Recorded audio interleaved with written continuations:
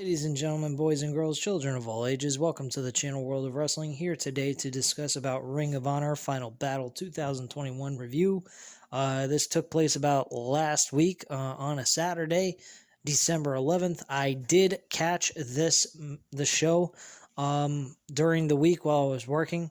Just never got a chance to go ahead and do the review. So like I said yesterday, I was going to go ahead and upload this video today.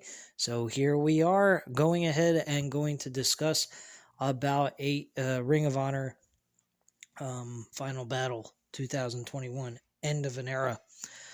My thoughts on the show: it was actually a really decent Indies promotion event, pay-per-view type of show. It had a lot to offer. Granted, it did have its felt kind of no real feeling to it in a sense, because they're no longer going to be in business, at least until April. They're saying they may reopen back up in April and start a revamp the promotion possibly, or just possibly sell it off to somebody. I'm not quite sure where they're going to go with this, but right now everyone is without a job for the time being, and that's pretty much it. They had like 2 more episodes left that they had to do, and then they were just pretty much wrapping it up, calling it quits for a while until April, and then they start from there and figure out where they're going to go with the promotion, if they're going to continue or they're going to just totally discontinue being around, and they're probably going to sell the rights off to somebody who's interested in it, giving them a good amount of money for it so they can get some profit off of it, and that's pretty much it. I'd imagine they're going to probably sell their media content to fucking AEW or WWE. One of those two are going to take this. I think Ring of Honor is going to have more interest in it than WWE. I think that will allow them to be able to have something else besides what AEW has for their media collection of content. So this will give audiences that are interested in the AEW streaming service, once it becomes available to us, we'll be able to view all Ring of Honor content as well as AEW under one streaming service. So I think that's probably where they're going to go with that, more than likely. But let's get into the very first match of the main card. The first match was Dragon Lee versus Ray Horace. This was Luchador Wrestling at its finest. Very good matchup. These two guys really went over and beyond what they had to do in this match. Very entertaining stuff. Dragon Lee won the match against Ray Horace and got the victory. Good action overall. What I would say, this match was a 3.5 out of 5 stars. Solid Luchador Wrestling type of matchup. Next, we had Rhett Titus defeating Dalton Castle, Silas Young, and Joe Hendry. And Titus actually pinned Silas Young. Dalton Castle was the champion going in. He was actually the Ring of Honor television champion. He unfortunately lost that title. Dalton Castle is actually a very entertaining character. He's very flamboyant. He's definitely something I think WWE would be interested in. To be perfectly honest with you, I think he has a lot to offer with his character. I mean, he'd be a great asset for the main roster. He'd be able to provide a lot of entertainment. His character definitely screams sports entertainment all over him. And he can also wrestle in the ring. So, I mean, they would benefit having Dalton Castle part of their roster, if anything else. They possibly could even see him as a possible world champion someday down the line if they really wanted to. But depends on how they view it. Right now, they're not interested in any indies wrestlers. But I think Dalton Castle would be an exception, just based on his gimmick and everything else. I think they would probably find value out of it. But that all depends on what they want to do once Dalton Castle is officially eliminated out of his contract with Ring of Honor, which is pretty much over very soon. We then had the Pure Rules match for the Ring of Honor Pure Championship. This match was excellent. I really enjoyed this a lot. Josh the Goods Woods went one-on-one with Brian Johnson. Now, the rules in this type of matchup is very different than your ordinary one-on-one singles match. Basically, the rules go like this. You get 3 rope breaks, and then once you've used the ropes 3 times, either in a pinfall or a submission, you no longer can use those ropes. You have to figure out either to kick out of a pinfall, even if you're close to the ropes, or you have to be able to figure out a way of reversing the submission hold and getting out of it, which is very challenging in some cases. I think I've mentioned this before. I've always thought that this was a very unique concept for a actual match for a specific championship. I think it's different from a lot of other promotions. Not even AEW has this idea implemented into their promotion for a match, which I think is excellent. I do believe the match is timed to an hour, so they do have an hour to finally find a winner out of this match, whether by submission or pinfall. And this match between Brian Johnson and Josh the Goods Woods was an excellent match. At the end of the day, Josh Woods won the match by submission, and technical submission, because he wasn't responding to the ref, and the ref just called the bell altogether. Brian Johnson did everything he could, using every type of dirty tactic he could think of to win the match, but unfortunately he was unsuccessful. And Josh the Woods Goods walks away with this win. Moving back to the Fatal 4-Way Television Championship match, I would say this match was a 3 out of 5 stars. It was pretty decent for what it was. The Josh Woods versus Brian Johnson Pure Rules match, I'm giving this a 4. This was excellent work. Great technical wrestling. I mean, Josh Woods and Brian Johnson is not exactly somebody you're going to find a huge value out of. But if you're looking for technical wrestling skills, these guys definitely have that within their arsenal. But as character gimmick-wise, or, needle movers, they're not really going to move the needle that much. But if you're looking for a really good match, these two guys are your guys you want to go to. They definitely impressed me with their match. Shane Taylor went up against Kenny King in a fight with honor, which is basically a no-holds-barred match. They used every type of material known to man besides a kitchen sink. They used chairs, they used ladders, they used tables. Lots of tables in this match. At one point, there was a pile driver by Shane Taylor on a ladder, and the ladder, when they leaped up in the air to go downwards on the ladder moved out of the way, and Kenny King's skull cracked the floor. I thought he was dead. I really thought he broke his neck. Something terrible happened. Had a severe concussion, something of that kind of nature, and he just, all of a sudden, I don't know how he did it. He managed to get through this match and close out the match altogether, with Shane Taylor picking up the victory all at the end of the day. Really blew me away. Couldn't believe it. Thought that was absolutely crazy. But yeah, that's how that match ended. Good match overall. These guys killed each other in that one. I'm definitely giving this a 3.5 out of 5 stars. Solid match overall. Roxy was defending her women's championship against the woman by the name of Willow Nightingale. She actually appeared on AEW before as a enhancement talent to help another wrestler on the AEW women's roster to look good. Not too impressed with her. Her work wasn't all that entertaining. This women's match was all right. I'm going to give it a 2.5 out of 5 stars. I mean, it wasn't terrible or anything, or like they just didn't know how to wrestle. It just didn't really intrigue me all that much. I think it's more my opinion than anything else. But personally, it didn't really grab my attention all that much. It wasn't a big hassle until Deonna Purrazzo showed up.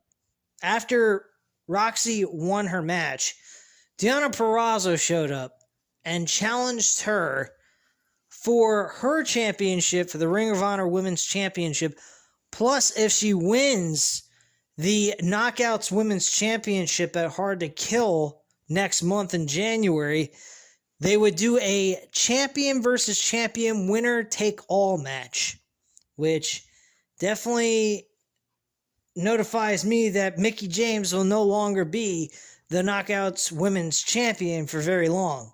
I don't know when Mickie James won the championship from Deonna Purrazzo, but I don't know why they would give the title to Mickie James, ultimately to give that back to Deonna Purrazzo so that she could have this match. I don't know why she didn't just keep the damn belt to begin with.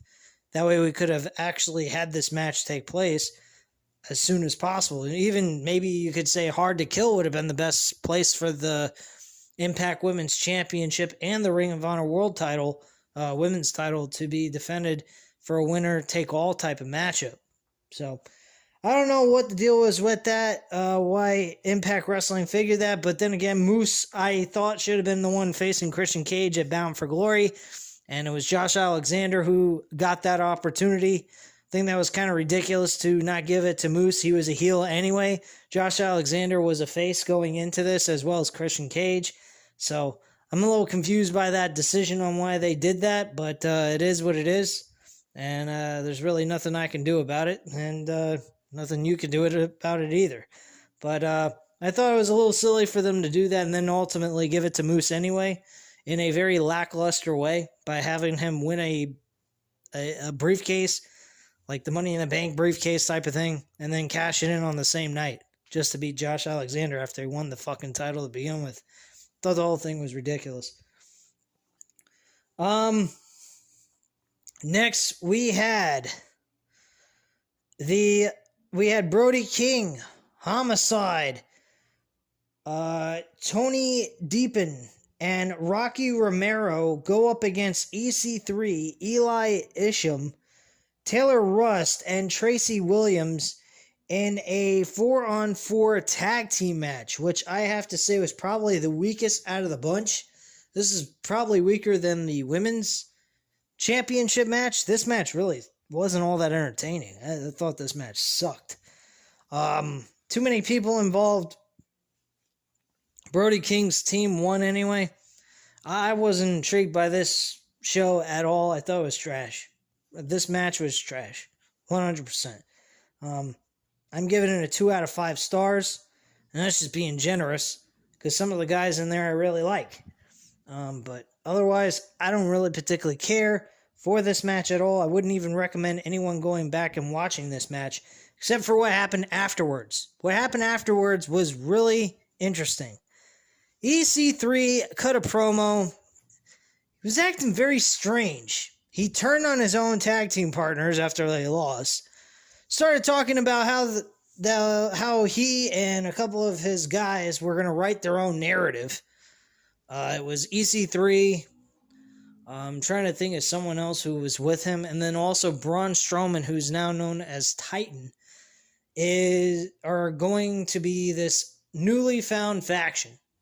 Let me see. I think it was one of his tag team partners. Let me just check this real quick. I think it was Taylor Rust who was the other member of this newfound faction that EC3 is trying to set up. I might be wrong about that. If you guys remember who it was, please let me know. It was a couple of days since I watched this pay-per-view event anyway, so I do apologize if I'm incorrect on the information, but I think it was Taylor Rust who was with EC3 and Braun Strowman. So if I'm incorrect, just let me know in the comments down below on that. But yeah, that was pretty interesting, but it seemed like a little off the walls. He seemed like he was really losing his mind.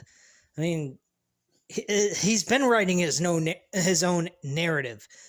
He started talking about how Ring of Honor mistreated the talent and how they just use them like pawns or puppets. And they're treated like shit, and they don't have any rights to controlling their own narrative and blah, blah, blah. Acting as if they're becoming the NWO and creating their own wrestling promotion or some kind of shit. By the way, I will mention this. EC3 looked ripped as fucking hell.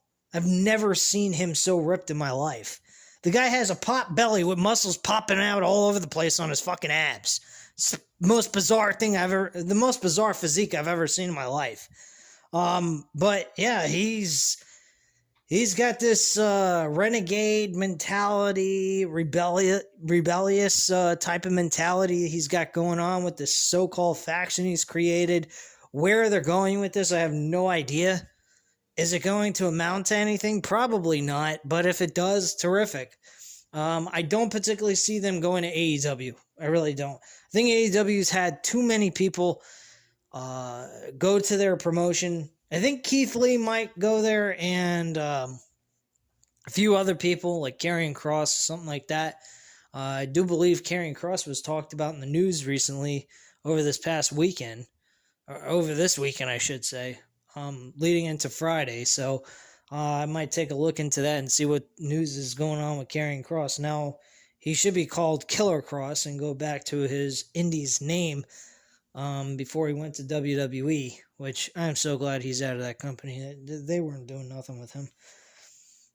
We then had the Ring of Honor World Tag Team titles as the co-main event. We had Matt Taven and Mike Bennett as the tag team champions going in with Maria Kanellis as the manager. She suffered a severe shot. She ended up getting speared right in the gut by accident. I believe by her husband, Mike Bennett. And this eventually led from one thing to another. Jay Briscoe and Mark Briscoe end up getting the win with the Doomsday device and getting the 1, 2, 3 and closing out the match. Very good matchup overall. This is a 4 out of 5 stars, easily without a doubt. Great match between these two. After the match was over, Jay Briscoe and Mark Briscoe were pretty much saying, hey, it might be an end of an era, but we are here. We are one of the best damn tag teams in the world. We challenge anybody in any promotion. You want a shot at the Briscoes? You're on. All of a sudden, the lights go out, lights come back on. We see FTR in the middle of the fucking ring. I'm going, holy shit, what? And they break out in a fucking war. This is definitely a good sign for the Briscoes. Good sign for fans of AEW Pro Wrestling. And man, we should see a fucking barn burner of a match between these two. And I look forward to see the Briscoes have matches with the Lucha Brothers, the Young Bucks, which I believe they've fought before in Ring of Honor anyway, so that won't be anything new. It'll just be on a bigger scale, on a bigger platform than what they did in Ring of Honor in front of a larger audience. But bottom line, man, this should be great news for any AEW wrestling fan. I'm definitely ecstatic about this. I hope it comes to fruition and we see that the Briscoes are assigned tag team into the AEW roster, and we get to see some really good tag team wrestling by these two guys, and hopefully they win a couple of world tag team titles before they're done and over with pro wrestling. But yeah, they've won 12 times in Ring of Honor for the tag team titles. Unbelievable amount of times to win tag team titles. I think they're the most ever in Ring of Honor history to win the tag team titles that many times. I don't think anyone's even come close to that. But great job by the Briscoes, and same for Matt Taven and Mike Bennett. with the tag team titles on the line. The main event was over a vacated Ring of Honor World Championship, and it was the original World Championship that was used back in its early days, which I was a bit surprised that they reverted back to that old title. I'm not a big fan of that old title. It looks like a fucking belt that was made by a bunch of fucking low-grade wrestling promotion, which at that time they were. Eventually they got bigger. Not big enough to stay in business anyway. They haven't grown enough. They should have been the company of like AEW, which I think AEW kind of mirrors the Ring of Honor promotion the way it is. And I kind of feel that Ring of Honor should be like Ring of Honor's version of NXT to WWE. And no, I'm not talking about the new NXT. Fuck no. I'm talking about when NXT was run by Triple H. That NXT was great. And NXT is the same kind of image I kind of viewed Ring of Honor as. Very similar. Both of those promotions did very similar stuff. And I think that Ring of Honor would actually benefit being utilized as a developmental system to put young stars battling over championships. Instead of being on Dark, they'll have some kind of purpose actually wrestling on that promotion under that brand name and really go after championships and have some kind of meaning and purpose to actually do something like that. So I kind of see that Ring of Honor should become a promotion that's for developmental. I mean, God knows, Ring of Honor was developmental all this time anyway. Look at all the talent that went away from Ring of Honor and went to higher up level promotions. I mean, it's obvious that Ring of Honor was a developmental, regardless of the fact that they were meant to be something more than that, even though they ended up being that way in the end. That's probably the reason why they're going out of business anyhow. So that's just my thoughts on that. But yeah, Jonathan Gresham defeated Jay Lethal in a submission and got the victory. He walked away as the new Ring of Honor World Champion. Not that really matters, because the promotion may go out of business altogether. So we don't know. What I would score this is a 4.5 out of 5 stars. Excellent matchup. These two guys did an excellent job working together, and I thought this was a lot of fun to watch. Overall, this show was not bad. There was only 2 matches on the entire card that didn't really intrigue me all that much. But other than that, this show was really good. I mean, there's not too much to skip over. I mean, outside of the Women's Championship and the 8-man tag team schmoz match, the rest of it was really good stuff. So, I mean, if you haven't caught this pay-per-view yet, go ahead, check it out wherever you can view it, and take a look at it. You'll definitely find a lot of value, and it'll be a lot of fun to watch for the time that it is. It's about 3 hours, like usual. And there's just 2 matches I would recommend not watching. If you don't want to sit through 3 hours of it, you could definitely skip those 2 matches. Other than that, the rest of the fucking show is excellent. So at this time, guys, you know what to do. Hit the like button if you like this video. Hit the subscribe button if you're not already subscribed to the channel.